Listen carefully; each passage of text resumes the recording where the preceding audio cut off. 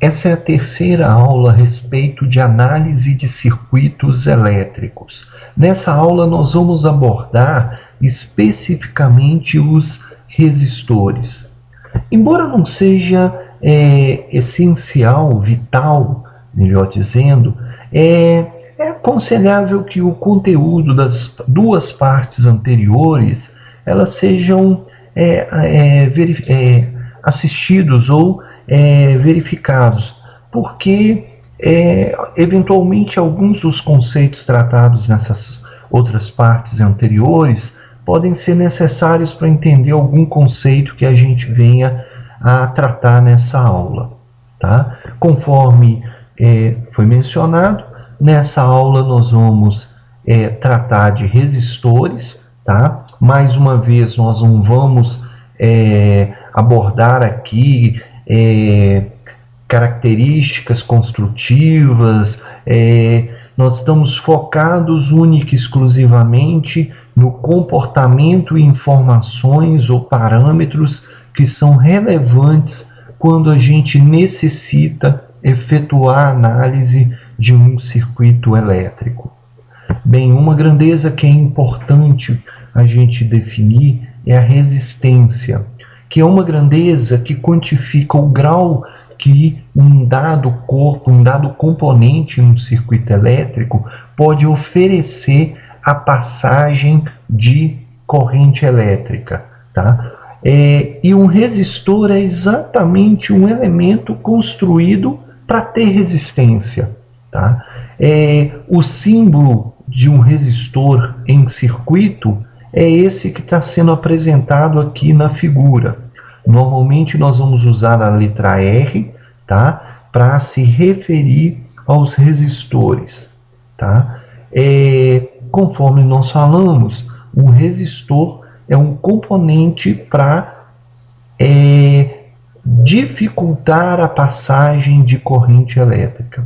Um resistor ele pode ser introduzido num circuito elétrico de duas formas.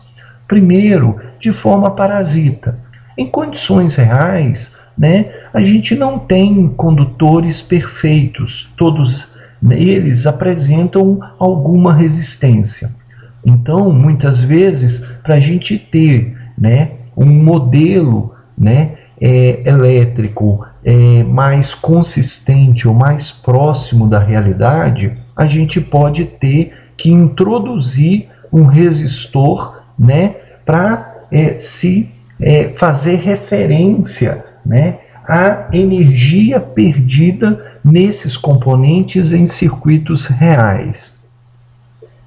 A outra forma é a gente introduzir um resistor justamente explorando as suas características. A primeira delas é a mais óbvia. Um resistor é um componente que cria oposição à passagem de corrente elétrica. Então, muitas vezes, num circuito elétrico, quando a gente precisa limitar a corrente elétrica, a gente pode introduzir um resistor para evitar que a corrente elétrica supere um dado valor máximo de especificação. Outras possibilidades são, por exemplo, num chuveiro elétrico, a gente introduz um resistor justamente por causa da energia perdida por efeito Joule nesses componentes. Essa energia perdida por efeito Joule é calor que pode ser utilizado para o aquecimento da água no chuveiro, tá? Em outras condições, um resistor pode ter a sua resistência variando de acordo com condições ambientais. Então, em transdutores, eles podem ser utilizados justamente por causa da variação da resistência dada condições ambientais. Por exemplo, alguns materiais variam a sua resistência devido à variação de pressão, ou mecanicamente, ou pressão ambiente. Tá? Outros materiais podem mudar a sua resistência, tá? Por causa da ausência ou presença de luz, né? E isso pode ser importante para a gente conseguir viabilizar alguns dispositivos sensíveis a essas variações ambientais, por exemplo, variações de temperatura. Muito bem, uma outra grandeza que a gente deve mencionar é a condutância. Na verdade, a condutância é o inverso da resistência, tá? Normalmente nós vamos usar a letra G, e a condutância é a capacidade do material em facilitar, em conduzir corrente elétrica. Ou seja, ela é o inverso da resistência. Então, a condutância é 1 sobre R, que é a resistência. O símbolo, né, de condutância que normalmente nós vamos utilizar é a letra G, e a unidade é o Siemens, abreviado pela letra S, ou mho, ou ohm a menos 1, em que o ohm é a unidade de resistência. Bem, a primeira informação útil que a gente tem a respeito de resistores, e que nós vamos explorar muito nas disciplinas de circuitos elétricos, é a lei de Ohm. A lei de Ohm ela é válida somente para alguns materiais na natureza. Ela não é uma lei geral da física, mas ela vale para aqueles materiais muito comuns da gente utilizar em sistemas elétricos, por exemplo, alumínio, cobre, tá? E ela diz o quê? Para materiais que seguem, ou dispositivos que seguem a lei de Ohm, a razão entre a diferença de potencial entre os terminais de um resistor e a corrente que atravessa, que percorre esse componente, ela é linear. E a inclinação dessa reta, ou essa constante, ela é a resistência.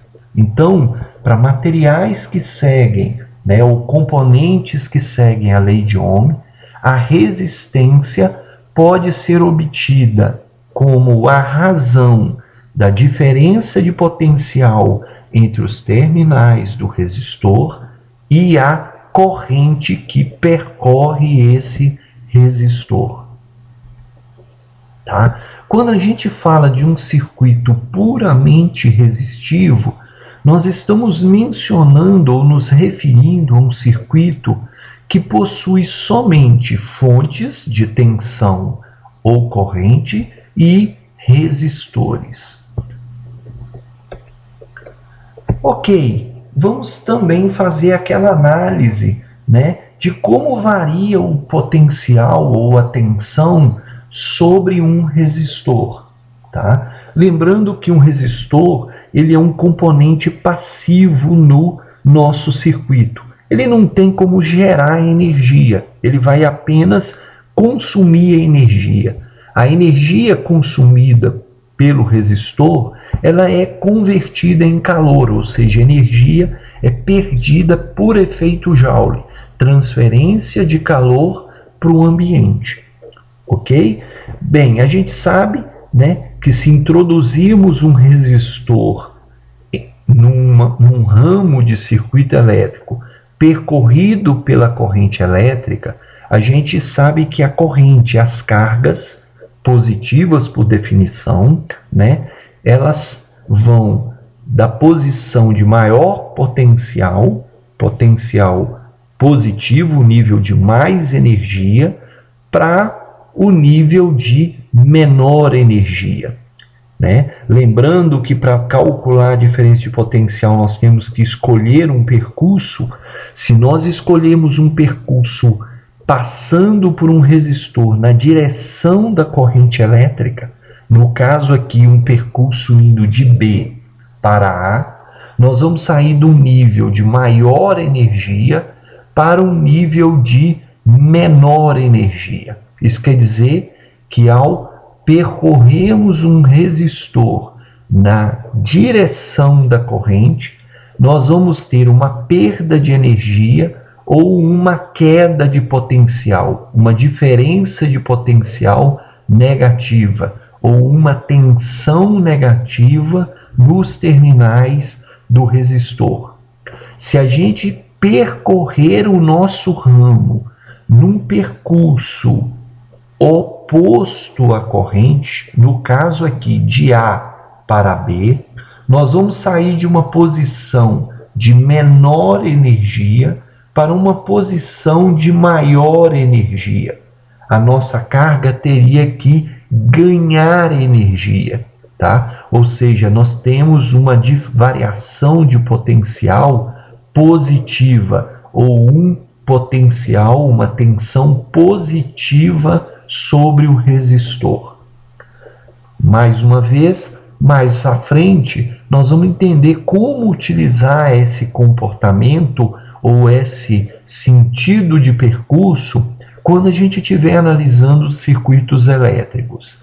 É importante lembrar que a relação entre a diferença de potencial ou a tensão nos terminais de um resistor é proporcional à corrente. Essa é a lei de Ohm. Tá? Bem, então o que acontece? Se nós aplicarmos sobre um resistor uma corrente ou uma tensão alternada, a corrente ela é o quê? A tensão dividido pela resistência, que é uma constante. Então, nós vamos ter o seguinte: se nós tivermos uma dada tensão, uma diferença de potencial senoidal sobre os terminais de um resistor, a sua corrente também vai ser uma senoide, tá? Que vai ter exatamente o mesmo ângulo de fase. O que vai ser alterada é a amplitude da senoide. Então, quando a gente tem um sinal alternado percorrendo o resistor, tensão e corrente sobre o resistor estarão exatamente na mesma fase, ou o mesmo ângulo de fase da tensão sobre o resistor vai ser, igual ao ângulo de fase da corrente. Na representação fasorial, isso quer dizer que o fasor tensão e o fasor corrente sobre um resistor estarão com uma diferença de fase de 0 graus, ou terão o mesmo ângulo de fase. Tá? Dizendo de uma forma mais simples, um resistor só pode alterar o modo da tensão ou da corrente. Ele nunca vai poder fazer variar o ângulo de fase. Tá? Isso quer dizer o quê? Tensão e corrente sobre o resistor sempre terão o mesmo ângulo de fase, tá? Serão sempre duas senoides coincidentes em fase, tá? Ou dois fasores paralelos com o mesmo ângulo de fase. Isso vai ser importante quando a gente estiver analisando circuitos em que os sinais forem alternados. Tá? Outra coisa que pode ser importante quando a gente estiver analisando circuitos em que nós temos resistores é a gente lembrar que a gente pode utilizar os conceitos de associação de resistores. Então, toda vez que nós tivermos dois resistores em série, tá? Nós podemos trocar esses dois resistores por um único resistor, que aqui está sendo chamado de resistor equivalente. O resistor equivalente, numa associação em série, sempre vai ser a soma dos resistores, existentes e que estão em série. Por exemplo, se nós tivermos dois resistores R1 e R2 em série, o resistor equivalente vai ser igual, ou a resistência do resistor equivalente, melhor dizendo, vai ser a soma das duas resistências, R1 e R2. Uma associação em série de resistores vai ser sempre um divisor de tensão, ou seja, a tensão sobre o resistor equivalente é igual à soma das tensões aplicadas nos resistores que estão em série, ou seja, a tensão V sobre o resistor equivalente vai ser a soma da tensão no resistor VR1 mais a soma da tensão sobre o resistor R2. Se nós tivermos N resistores em série, a resistência equivalente vai ser a soma das N resistências. Tá? Então, toda vez que nós tivermos resistores em série, para facilitar a análise do nosso circuito, nada nos impede de somar as resistências de formas a termos um único resistor naquele ramo.